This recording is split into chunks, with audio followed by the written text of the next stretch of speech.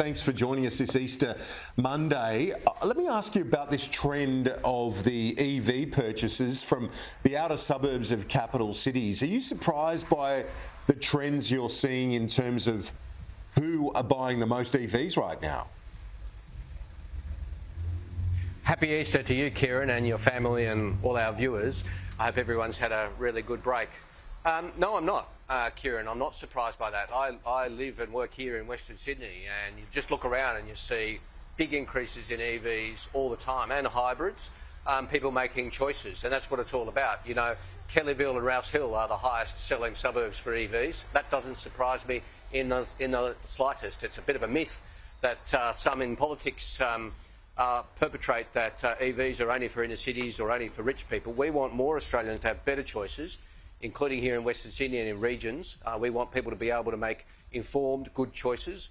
That's why I put out the data today about EV charging, 100 new fast chargers in the first quarter of 2024, because even over Easter, as I've been around with family and friends and community members, people have been talking to me about EVs and thinking about buying an EV, but a bit worried about whether there's enough chargers. So it's important to remind people and show people that actually chargers are rolling out very fast across the country. And you're talking about the number is going to double, is that right, over the next 12 months? Is that the sort of pace we need to see for the uptake that you're planning for as a government?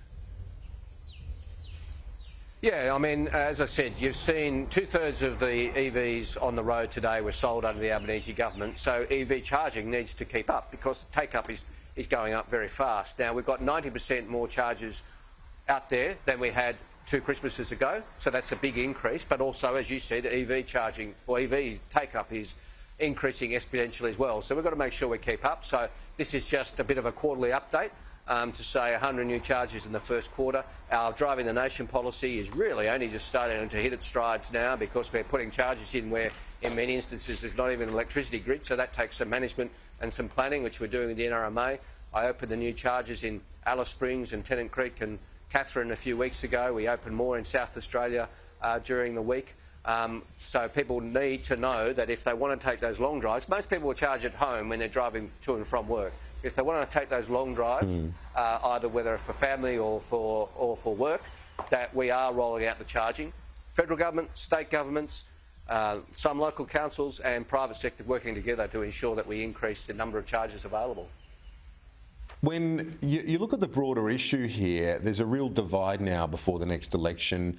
Nuclear on the one hand from the opposition, the solar sunshot that you announced last week at the Liddell Power Station, and renewables from your side. I just want to get you to respond to the assessment that renewables have stalled, and the number that people are referring to is the Clean Energy Council number. Utility scale investments in 2022 was $6.5 billion investment. The following year, only $1.5 billion. Have investments in renewables stalled due to the public concern around transmission lines particularly?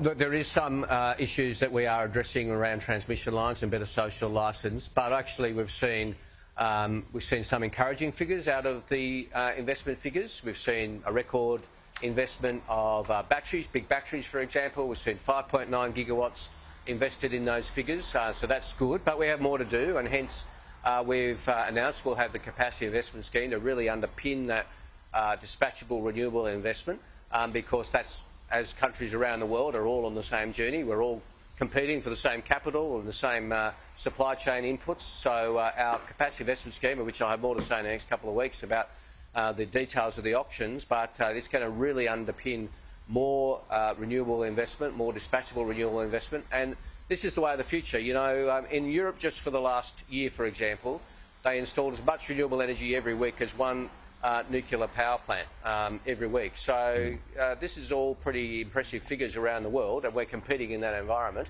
The way of the world is to get on with that investment, as opposed to this nuclear fantasy that some propose, which is slow to roll out, many years, and the most expensive form of energy available. Why you would do that with these wonderful renewable resources we have in Australia is beyond me.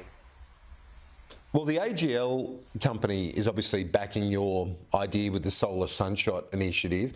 At the various other sites where the coal-fired power stations are being phased out, Ted O'Brien is confident that others will be of a different view. What's your read on that? Well, come on and tell us your policy, Ted. I mean, you've been talking about it for 18 months, and AGL's made it very clear, as other energy companies have, that they're not interested in nuclear, because why would you roll out the most expensive form of energy? You know, AGL is the owner of the old Liddell Power Station site. They're turning that into a renewable energy hub, including the manufacture of solar panels, which will employ more people there than were employed at the old Liddell Power Station in one factory. That's a big step forward under our solar sunshot policy that we announced during the week. Now, if Mr O'Brien's so confident that Australians want the most expensive form of energy, want the form of energy which is so slow to roll out, many, many decades, and they want it in these 6 large nuclear reactor locations spread around the country that they've now said that they're going to do. They spent 2 years telling us to go to small nuclear reactors. We spent 2 years reminding them they don't exist anywhere in the world. It's not actually a real thing. Small nuclear reactors are a concept, they're an idea, but they're not actually being done anywhere in the world. They've now acknowledged that. They're going to have 6 large nuclear reactors spread around the country. Tell us where, Mr Dutton, and tell us the cost, and tell us how long it's going to take, and release all the details, and then we'll have a proper discussion about it. They've been, you know, flim-flamming around for the last 18 months on it. We've been rolling out policies in that time. It's time for Mr Dutton to get on with it and announce the full details of this nuclear fantasy. Just finally, an assessment of who might follow Prime Minister Albanese in the top job. Your name is mentioned in that report in the SMH today. I wonder, do you have a leadership baton in your knapsack?